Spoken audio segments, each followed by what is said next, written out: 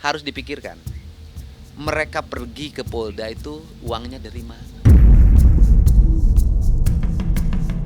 Tadi pagi ya sangat mengecewakan lah. Kita sebetulnya berharap supaya Polda Jawa Barat itu tadi hadir. Cuma karena nggak datang ya kita sangat kecewa sekali. Dia menuduh bahwa Peggy Setiawan tersangka. Nah, Pelakunya. dia menuju bahwa Peggy Setiawan pelaku. Nah, kita buktikan di pra-peradilan. Harusnya mereka hadir hari ini. Tapi mereka, inilah kita lihat bahwa ketidakprofesionalnya Polda Jawa Barat ini.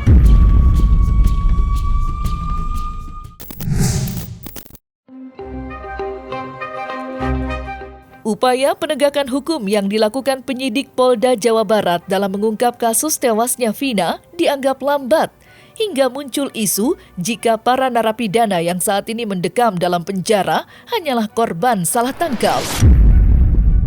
Dugaan itu semakin kuat usai keluarga korban narapidana buka suara dan menceritakan apa yang terjadi sebenarnya. Rasa empati pun datang dari mantan Bupati Purwakarta, Deddy Mulyadi, yang mengaku siap memberikan bantuan maupun pendampingan. Niat saya baik, saya ingin membersihkan siapapun yang bersih. Gitu loh. Kalau terpidana ini bersih, saya ingin bersihkannya. Kalau penyidik ini bersih, saya juga ingin membersihkannya. Jadi siapapun yang bersih harus kelihatan bersih. Siapapun yang kotor harus kelihatan kotornya. Karena itulah kehidupan. Dan kalau menurut saya sih hari ini ya rakyat Indonesia itu pemaaf loh. Dari mereka terpidana itu saya ngomong semua. Mereka nggak akan nuntut apapun pada negara. Termasuk tidak akan menuntut apapun pada penyidik. Termasuk sama Pak RT. Apabila Pak RT bohong. Apabila ya Pak RT bohong. Bicara dengan kekeluargaan. Hati ke hati. Kemudian diakui, jadi novum, mereka bebas di Mahkamah Agung. Selesai, Pak. Tidak hanya keluarga para narapidana yang mengetuk hati Deddy Mulyadi, para saksi yang mengaku membuat laporan BAP karena diarahkan oleh penyidik kepolisian juga mendapat perhatian dari Deddy Mulyadi. Dan berikut kepedulian Deddy Mulyadi terhadap para saksi dan keluarga para narapidana dalam kasus tewasnya Vina. Niat saya baik, saya ingin membersihkan siapapun yang bersih. Gitu loh. Kalau terpidana ini bersih, saya ingin membersihkannya. Kalau penyidik ini bersih, saya juga ingin membersihkan. Jadi siapapun yang bersih harus kelihatan bersih. Siapapun yang kotor harus kelihatan kotornya. Karena itulah kehidupan.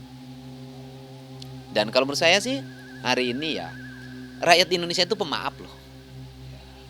Dari mereka terpidana itu saya ngomong semua. Mereka nggak akan nuntut apapun pada negara. Termasuk tidak akan menuntut apapun pada penyidik. Termasuk sama Pak RT. Apabila Pak RT bohong. Apabila ya Pak RT bohong. Bicara dengan kekeluargaan. Hati ke hati. Kemudian diakui, jadi novum, mereka bebas di Mahkamah Agung. Selesai, Pak, sudahlah. Kita berdebat setiap hari, ngomongin terpidana, ngomongin tersangka Peggy Setiawan, tanpa ada langkah hukum, ngapain? Dan saya juga seringkali agak menyesalkan terhadap teman-teman, gitu ya. Kita sibuk berdebat di televisi, berdebat di media sosial, lupa saksi nggak diurus, lupa saksi nggak dikawal. Selama kita debat, penyidik memeriksa saksi, saksinya nggak ada yang dampingin, gimana? Saya menganalisis itu, itulah yang saya mengambil langkah-langkah akrobat untuk saksi berkata jujur. Kan setelah wawancara saya waktu itu, Polda kan akhirnya memeriksa kembali saksi-saksi yang berbohong di Polda itu. Tetapi ketika diperiksa lagi sudah didampingi oleh 40 pengacara dari Feradi.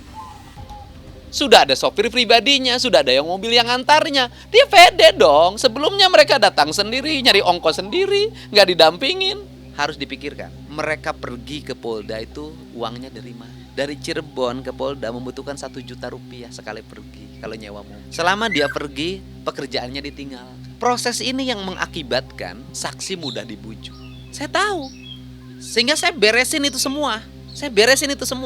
Kamu jadi saksi, nggak usah takut transport. Kamu jadi saksi ninggalin kerjaan, nggak usah takut istri kamu di rumah tidak masak. Orang kalau itu dijamin Pak, lurus Pak.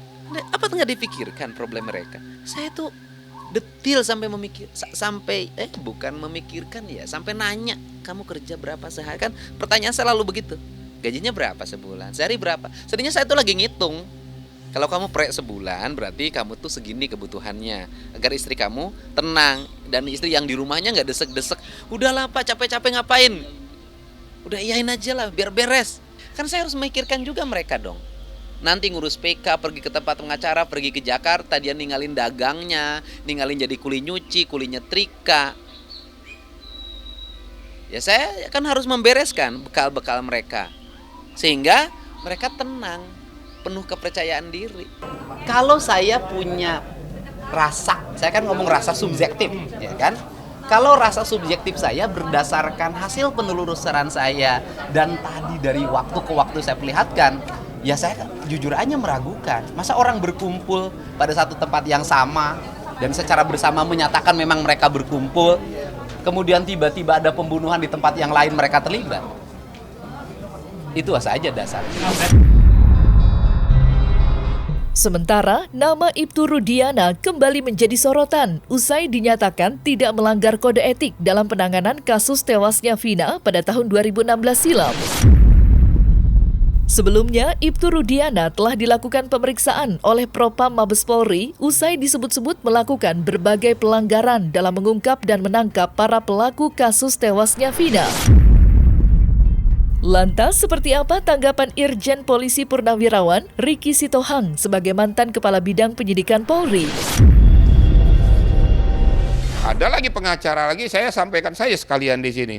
Ada yang mengatakan bahwa karena Divisi Humas sudah mengumumkan Ibtu Rudiana tidak terlibat. Itu kan berdasarkan analisis, fakta, pemeriksaan, baik di Propam maupun di Bareskrim. Nah, kenapa kok dipaksakan pengacara itu sudah gak benar segala macam? Loh, udah kamu aja yang jadi hakim. Kita kan punya kriteria hukum. Ada penyidik, ada JPU, ada hakim. Makanya di dalam keterangan saya terdahulu menyatakan bahwa kalau memang tidak ketemu ujungnya, substansinya di kepenyidikan, nanti kan bisa kan kita lihat nanti di JPU. Diterima enggak data fakta atau hasil lidik sidik daripada penyidik? Kalau diterima jadi P21, terus mau yang salahkan siapa? Oh itu asal-asalkan, berarti kamu sudah tidak percaya kepada penyelenggara negara. Menurut saya sah-sah saja. Saya ini mantan Karwasidik, saya juga mantan Karupropus Mabes Polri loh. Saya orang Propam loh. Ya, Karupropus Mabes Polri. Kalau memang dalam penyelidikan nanti turunlah Paminal. Saya yakin nih Paminal diturunkan. Ya, pada saat proses lidik-sidik diturunkan Paminal untuk memonitor perkembangan hasil lidik-sidik. Dan harus memang diturunkan. Itwasum juga ya harus menurunkan juga timnya untuk memonitor, mengguidance proses ini supaya jangan lari dari fakta. Tapi pada perjalanannya kalau ada benang merah ini yang kusut, yang tidak sesuai dengan koridor hukum, itu yang saya katakan tadi. Saya sudah lakukan. Pada saat saya Karupropos ada anggota yang melakukan penyimpangan tuh, jangan ragu-ragu, berikan tindakan yang tegas. Berikan sanksi, sidang kode etik. Kalau memang harus diputuskan, putuskan. Saya berharap kepada Polri, khususnya penyidik, khususnya Bareskrim, segera selesaikan tuntaskan kasus ini secepat-cepatnya. Ajukan ke JPU berdasarkan alat bukti yang sah. Pada saat sudah diterima secepat-cepatnya supaya segera dilakukan dakwaan oleh JPU. Ini akan terjadi criminal justice system supaya cepat selesai, publik tidak bertanya-tanya lagi. Tolong supaya seluruh penyidik ini melakukan langkah-langkah tindak profesionalisme. Berikan kepastian hukum kepada masyarakat. Jangan ada tebang pilih, jangan ada merasa berkeadilan tapi tidak adil bagi orang lain. Jadi semua keadilan itu adalah milik daripada masyarakat. Di sisi lain, sidang perdana pra-peradilan Peggy Setiawan yang digelar di Pengadilan Negeri Bandung ditunda lantaran pihak tergugat, dalam hal ini Polda Jawa Barat, tidak hadir dalam persidangan. Nantinya, sidang pra-peradilan akan kembali digelar Senin depan. Rasa kecewa tidak dapat disembunyikan kuasa hukum Peggy Setiawan dan menuding Polda Jawa Barat mengulur waktu agar berkas perkara Peggy Setiawan yang dilimpahkan ke Kejaksaan Tinggi diterima dan disidangkan. Dan berikut kekecewaan tim kuasa hukum Peggy Setiawan usai sidang perdana pra-peradilan Peggy Setiawan batal digelar. Lebih 20 menit berarti pemohon tidak hadir. Kita panggil sekali lagi pada termohon untuk hadir. Kalau minggu depan tidak hadir, kita lewati. Ya, seperti itu ya. Kita dalam ambil harus jangan sampai yang bersangkutan membuang-buang waktu dalam peradilan. Kita harus kejar ujung hari kerja ya. Hari Senin dimulai maksimal hari Selasa. Saya agendakan hari Seninnya sudah. Terima kasih yang mulia. Perlu saya tegaskan, saya tidak ada kepentingan ya dalam perkara ini ya. Jangan sampai ada asumsi-asumsi yang aneh. Saya kalau pengacara sumber biasanya sudah tahu. Kalaupun ada orang yang mencoba-coba mengaruhi, saya abaikan. Terima kasih yang mulia. Ada keuntungan. Terima kasih yang mulia. Tadi pagi ya sangat mengecewakan lah. Kita sebetulnya berharap supaya Polda Jawa Barat itu tadi hadir. Cuma karena nggak datang ya, kita sangat kecewa sekali. Tidak tunda hari Senin, nggak tahu alasannya apa, nggak ada alasan dari Polda Jawa Barat. Nah ini kan sangat merugikan klien kami begitu. Jadi kita berharap supaya Senin depan itu Polda hadir lah. Kalau Polda merasa bahwa dia tidak bersalah, harusnya hadir ini, hari ini dia hadir aja supaya kita tarung secara gentle begitu loh. Dia menuduh bahwa Peggy Setiawan tersangka. Nah, pelakunya. Dia menuju bahwa Peggy Setiawan pelaku. Nah, kita buktikan di peradilan. Nah, harusnya mereka hadir hari ini.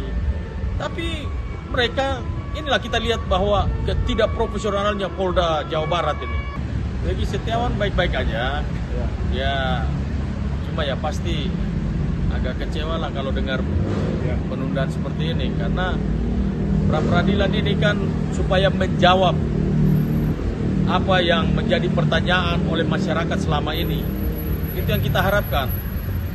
Makanya kita minta supaya tolong jaksa secara objektif mempelajari kasus yang sudah dilimpahkan oleh Polda Jawa Barat agar tidak terburu-buru untuk di P21-kan. Karena kami sedang pra-peradilan. Kita berharap supaya Pak Rudiana bisa hadir. Sehingga dia bisa menjelaskan yang sesungguhnya. Apa yang terjadi sesungguhnya. Karena beliau sangat paham itu, sangat tahu.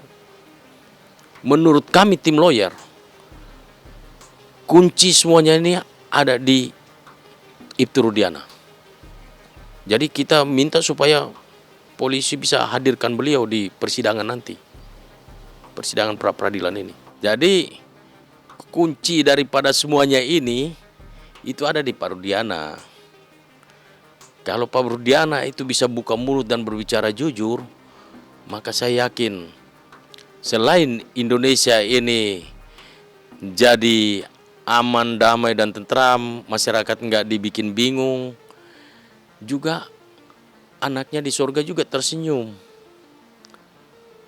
Kami ini ikut prihatin, turut berduka cita atas meninggalnya anaknya dari Pak Rudiana ini.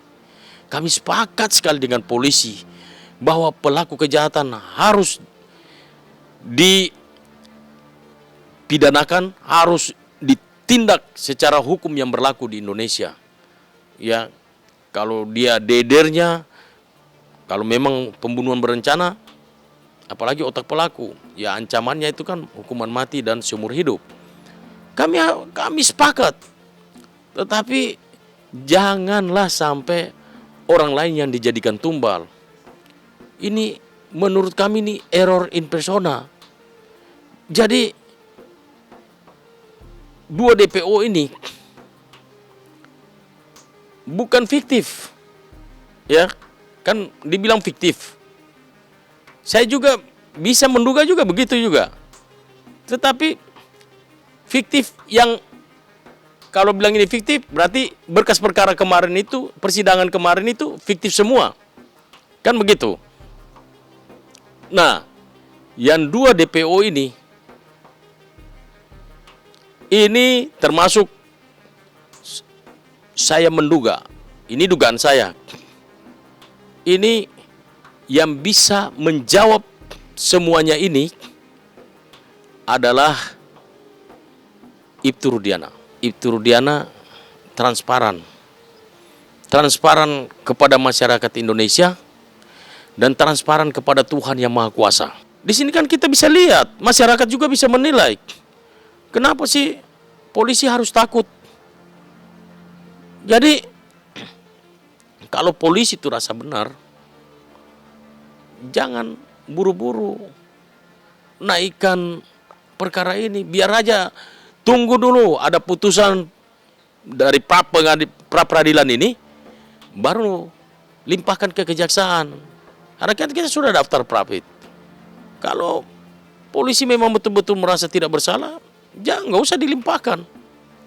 Wah, ya, kami berharap supaya jaksa, karena tim kami juga sudah menghadap Kejaksaan Agung juga, dan kita minta supaya mereka betul-betul memeriksa berkas perkara yang nanti dilimpahkan ini ke kejaksaan, yang sudah dilimpahkan ke Kejaksaan Tinggi ini dengan cermat dan teliti, sehingga tidak terburu-buru nanti mengatakan bahwa perkara ini sudah P21 dan siap untuk disidangkan.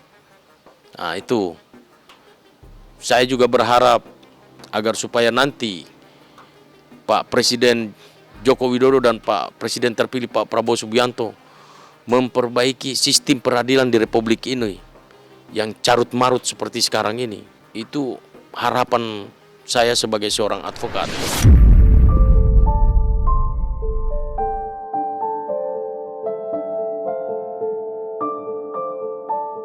Nah, selesai sudah Cumi Lovers, saksikan terus Cumi Camp In-Depth, kabar lengkap, mendalam, dan akurat dari narasumber terpercaya.